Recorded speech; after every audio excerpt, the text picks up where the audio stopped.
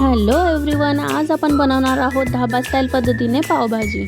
पावभाजी खूप इझी पद्धतीने बनवणार आहेत, तर रेसिपी शेवटपर्यंत नक्की बघा। चॅनलला सबस्क्राइब केलं नसेल तर पटकन चॅनलला सबस्क्राइब करून घ्या। चला रेसिपीला सुरुवात करू। तेलामध्ये थोडं बटर ॲड केलेलं आहे। त्यानंतर आपण काही व्हेजिटेबल्स कट करून घेतलेले आहेत दाखवल्याप्रमाणे।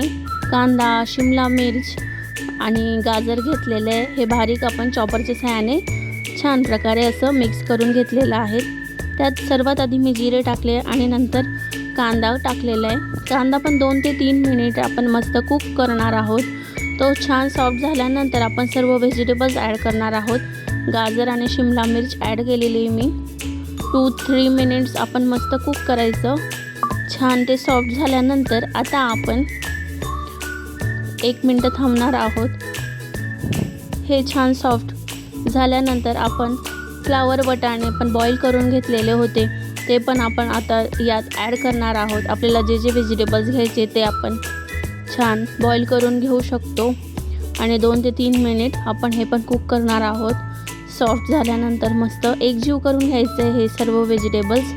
आणि मी टमाटरची प्युरी करून घेतलेली आहे, जिंजर गार्लिक पेस्ट बनवून घेतलेली आहे आणि कोथिंबीर आणि हिरव्या मिरचीचं वाटण बनवून घेतलेलं आहे। अशा 3 आपण पेस्ट बनवून घेतलेले। सर्वात आधी कोथिंबीर आणि हिरव्या मिरचीची पेस्ट आपण टाकून घेतलेली आहेत।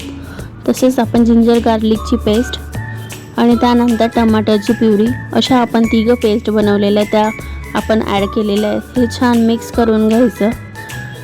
बघू शकता तुम्ही कलर पण खूप छान आलेला आहे टमाटर प्युरीमध्ये। तुम्ही ॲडिशनल म्हणजे कलर तुम्ही फूड कलर ॲड करू शकता, पण मी ॲड केलेला नाही आहे। आणि टोमॅटोची प्युरी बनवून घेतलेली आहे। तसंच आपण त्या लाल कलरच्या मिरच्या येतात कलर येण्यासाठी आपण त्याही वापरू शकतो। आणि इथे सर्व आपले बेसिक मसाले आहेत ते पण आपण सर्व ॲडिशनल ॲड केलेले आहेत मीन्स।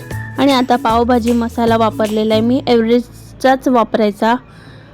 आणि पावभाजी मसाला वापरल्यानंतर आपण हे छान 2 ते 3 मिनिटं परत परतवणार आहोत। आता थोडं पाणी ॲड केलेलं आहे, बघू शकता तुम्ही दाखवल्याप्रमाणे। पाणी आपल्याला पातळ ग्रेव्ही कशी हवी असेल त्यानुसार आपण पाणी ॲड करायचं। आणि आता बटाटे आणि बीटरूट आपण छान कुकरच्या सहाय्याने शिजवून घेतलं होतं, ते स्मॅश करून छान असं मिक्स करून घेतलं। झटपट होणारी रेसिपी आहे, रेसिपी खूप छान आहे। पटकन एकदा रेसिपी तुम्ही नक्की ट्राय करा। आणि छान 5 मिनिटं स्लो गॅसवर आता शिजू देणार आहोत। आणि त्यानंतर गार्निशसाठी कोथिंबीर टाकायची।